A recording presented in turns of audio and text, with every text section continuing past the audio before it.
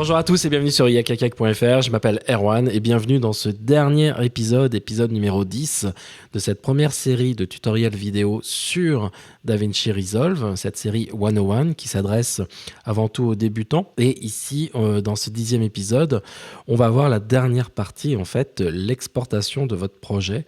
Donc on a vu la gestion des médias, une grosse partie sur le montage, sur l'étalonnage et donc maintenant sur la 4e page qui s'appelle Deliver ici, que vous voyez présentement et sur lequel on va faire un petit tour rapide de tous ces plans.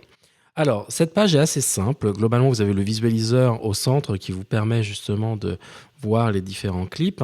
À gauche, ici, vous avez les réglages en fait, de rendu. On va voir qu'il y a différents types de réglages possibles, soit des pré-réglages, soit des réglages manuels. À droite, on a le render queue, en fait, qui est la liste des rendus qu'on va pouvoir lancer. C'est-à-dire qu'on va pouvoir faire des rendus par lot. Et c'est-à-dire qu'un même projet pourrait être rendu dans différents formats, dans différentes résolutions, avec différents codecs. Et on le fera en une seule fois. Donc ça, c'est assez pratique. En dessous, on retrouve la liste des clips présents dans mon montage. Vous voyez tout simplement ici. Et puis en dessous, on retrouve la timeline qui ressemble un peu plus à la partie edit. Donc c'est exactement la même timeline avec tout le projet, ainsi de suite. On va pouvoir comme ça se déplacer dedans. Alors première chose par rapport à cette timeline, c'est que déjà on peut ici voir à droite la possibilité de contrôler les niveaux sonores.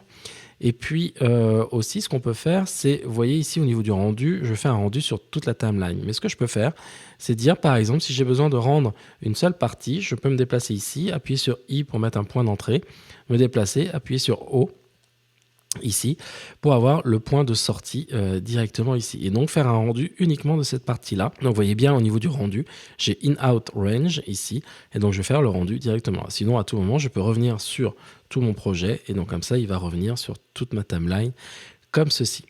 Alors, pour bien démarrer un export, il va falloir en fait choisir les réglages, donc dans les render settings. Petite note ici, vous avez la possibilité avec le tape ici de faire un rendu sur cassette. Donc il faut avoir un boîtier qui permet de vous brancher sur votre caméra ou sur votre lecteur Betacam ou HDV par exemple dessus. Et à partir de là, vous ferez un rendu directement en export via ce boîtier d'export. Donc au niveau des render settings ici, on a une première ligne, vous voyez, qui est là, qui a déjà soit des pré-réglages, soit des réglages manuels. Alors on va démarrer tout simplement avec un pré-réglage, par exemple un pré-réglage YouTube. Je vais mettre en fait sur toute la hauteur, vous voyez, au niveau de l'interface, ici, pour que ce soit un petit peu plus simple. Et donc, ce qui est intéressant ici, c'est que par exemple avec YouTube ou Vimeo, en fait, c'est un peu la même chose, c'est que vous allez pouvoir en fait choisir la résolution, 720p, 1080 ou Ultra HD. Je vais mettre en 1080 par exemple ici. Je vais demander à faire un rendu d'un seul clip. Vous pouvez définir la destination bien sûr du clip. Et puis lui par défaut en fait comme on a choisi YouTube, il va optimiser tous les codecs, tous les formats directement ici. Donc ça c'est assez intéressant et donc globalement vous n'avez pas trop à toucher ce qu'il y a derrière parce que vous voyez il a mis directement la bonne résolution, le bon codec et les bons débits au niveau de la qualité et j'ai juste besoin en fait de faire add render queue, to render queue et donc vous voyez en haut à droite j'ai mon projet job 1 ici qui est mon export pour YouTube qui apparaît directement ici. Alors vous pouvez bien sûr faire un rendu manuel, par exemple si je sélectionne ici custom, je vais pouvoir définir que je vais faire un rendu de mon projet en un seul clip ici. Mais au lieu d'avoir du H264, je voudrais par exemple avoir un peu plus de haute qualité en 4K et utiliser l'Ultra HD en rendu. Et donc je vais pouvoir ajouter ce rendu-là avec un rendu de beaucoup plus haute qualité pour que ce soit mon master au niveau de ma machine.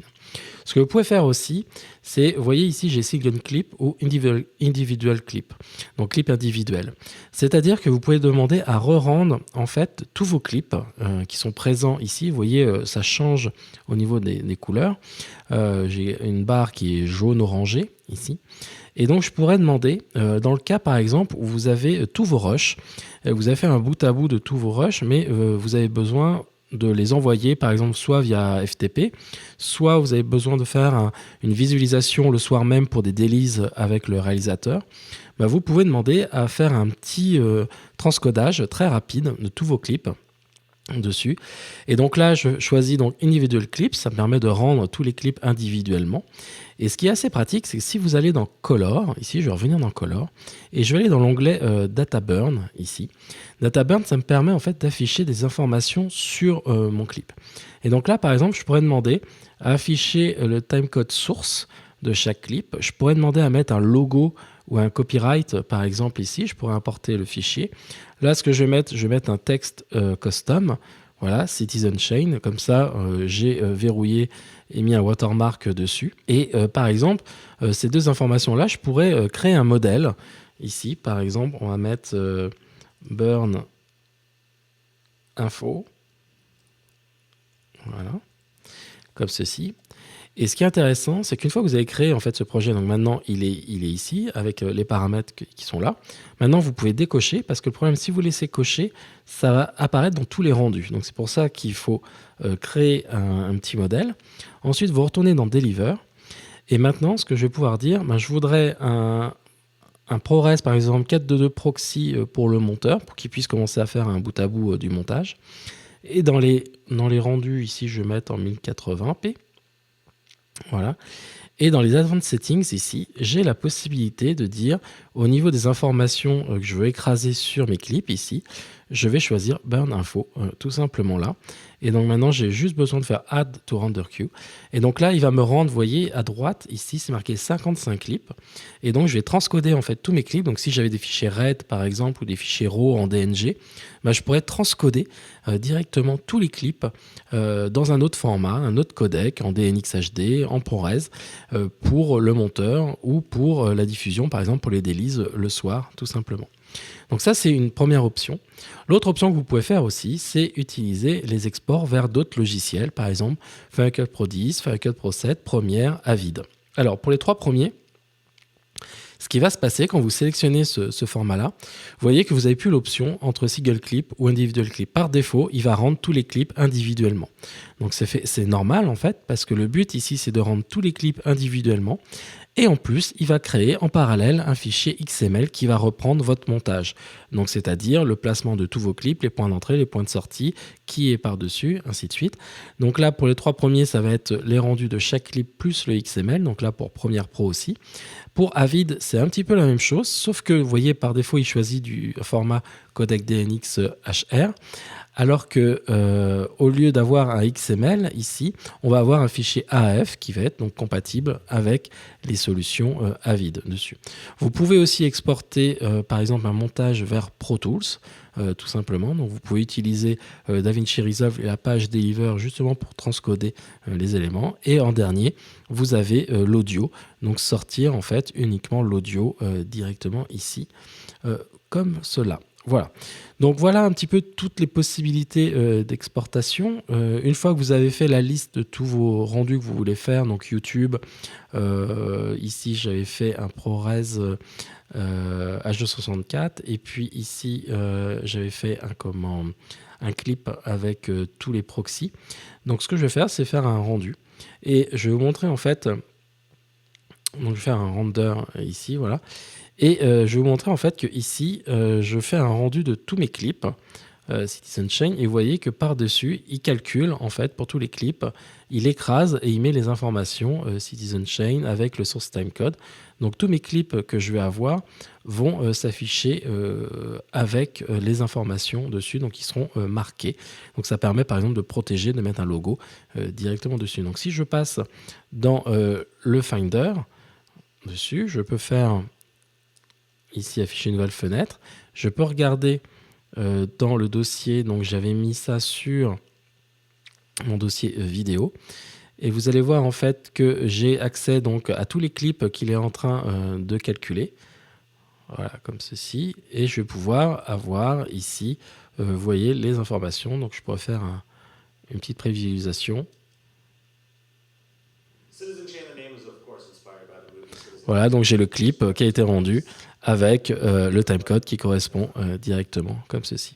Donc là, il me fait la liste de tous les... Alors j'ai mis à la racine, hein, bien sûr, il faudrait mettre ça dans un dossier spécifique. Donc voilà pour le rendu. Donc globalement, au niveau du rendu, bien sûr, il utilise le GPU, la force GPU. Donc si vous avez par exemple 2 cartes graphiques dans un Mac Pro ou dans un PC, alors sur le PC, il faut avoir la version payante pour utiliser plus d'une carte graphique. Mais du coup, ça peut accélérer le rendu et avoir un rendu plus rapide en fait que le temps réel grâce à l'accélération de la carte graphique ou des cartes graphiques dans le cas présent. Donc là, je vais demander à stopper ici le rendu parce qu'on ne va pas se lancer dans le rendu de tous les éléments. Mais donc, vous voyez, maintenant, j'ai le job qui a été annulé. Je pourrais demander à le recalculer directement ici et calculer les autres. S'il y a un job que vous voulez effacer, vous pouvez en fait l'effacer directement comme ceci pour l'afficher. Donc voilà pour l'exportation. Maintenant, il y a votre projet qui est votre montage, et vous pouvez demander à exporter en fait le projet. Alors déjà, vous pouvez sauver votre projet à l'intérieur ici de votre base de données qu'on avait vu dans le tout premier épisode.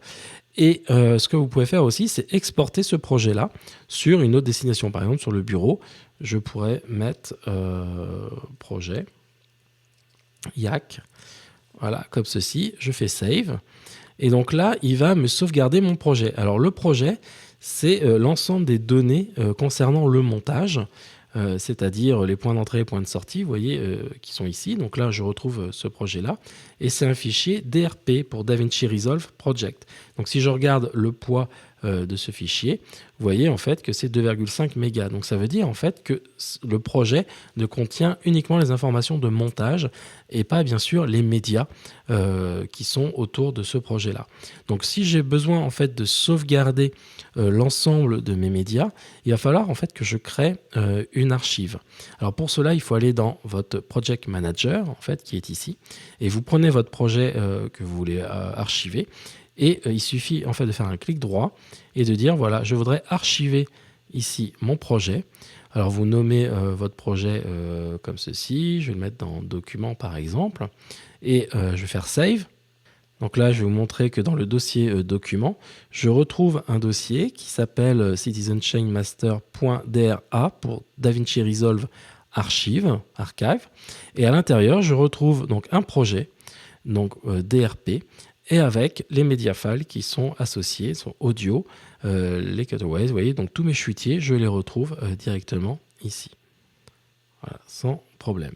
Donc là, j'ai dans mon archive, ici, j'ai l'ensemble donc de mon projet plus les médias directement. Donc après, pour importer ici, il suffit juste de faire un restore, vous voyez, directement pour restaurer l'archive. Ou si vous avez uniquement le projet, vous faites import, et là, vous allez pouvoir importer le projet avec les médias qui sont liés dessus. Autre chose importante, c'est si vous avez besoin, par exemple, vous êtes en plein montage, donc je vais dans la page Edit, ici. Vous êtes en train de finaliser ici votre montage, mais vous voudriez, en fait, c'est vendredi soir, et vous voulez terminer en fait votre montage, mais malheureusement chez vous, vous n'avez pas une station de montage comme un Mac Pro, comme un gros PC bien boosté ou bien un iMac. Vous avez juste votre portable, ou alors par exemple vous allez partir prendre le train et donc vous allez utiliser votre voyage pour finaliser votre montage. Donc ce que vous pouvez faire, vous pouvez demander à Resolve de gérer en fait le projet et de pouvoir le transcoder et l'adapter pour un autre support. Donc ce que je veux dire ici, c'est qu'un projet par exemple comme cette timeline, je vais pouvoir aller dans le fichier file ici et utiliser ce qu'on appelle le media management. Le media management en fait c'est une fenêtre qui va vous permettre de faire trois choses: de copier, de déplacer et de transcoder en fait des médias et des éléments. Donc c'est-à-dire que je vais pouvoir copier un projet entier, des timelines ou bien des clips sélectionnés ici. Donc vous voyez, timeline, clip. Et donc je vais pouvoir jouer sur ces paramètres. Donc copier, c'est extrêmement simple. C'est-à-dire que vous allez pouvoir copier le projet, vous voyez ici directement. Et puis vous pouvez regarder un petit peu les options qu'on peut avoir. Alors je peux copier tous les médias. D'accord. Donc ça, vous voyez que la current size, la taille de mon projet actuel, c'est 53 Go. Je copie les 53 Go. Ou bien vous pouvez demander à copier uniquement les fichiers que vous avez utilisés dans votre montage pour alléger en fait votre projet.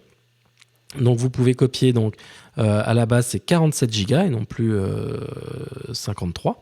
Et puis vous pouvez copier uniquement les médias et vous pouvez dire, ben voilà, je veux garder 15 images dessus, par exemple, et trimer en fait ces médias. Alors qu'est-ce que ça veut dire? Ça veut dire que par exemple, si vous avez un clip de 2 minutes et que vous avez pris 3 secondes dans ce clip de 2 minutes, eh ben, Resolve va automatiquement prendre uniquement les 3 minutes et enlever le reste de la matière, sauf 15 images qu'il va prendre au début et à la fin de votre clip. Et du coup, vous voyez qu'au niveau de votre projet, qui était de 47 Go, je passe à 17 Go directement. Donc là, ça devient intéressant. En plus, vous avez des options supplémentaires, par exemple, pour demander à relier en fait votre fichier, votre projet, directement à ces nouveaux fichiers que vous allez créer. Voilà, donc ça c'est assez pratique. L'autre chose qui est pratique aussi, c'est si vous travaillez sur votre station de travail au bureau sur des fichiers RAW, parce que vous avez une grosse machine, vous travaillez en Ultra HD, ce que vous pouvez demander ici, c'est dire, ben voilà, je voudrais prendre mon projet et le transcoder pour pouvoir le monter et l'utiliser sur mon portable. Donc vous allez dire, ben voilà, je vais utiliser le transcodage ici. Et vous allez dire, je vais transcoder tous les médias, ou alors transcoder uniquement les médias dont j'ai besoin. Et puis ensuite, vous allez choisir les options. Donc là, par exemple, si j'avais du 4444, vous voyez, je passerais à 115 Go. Mais si je demande de passer en proxy, automatiquement, là, je passe à 16 Go au niveau de la taille en fait de mon projet.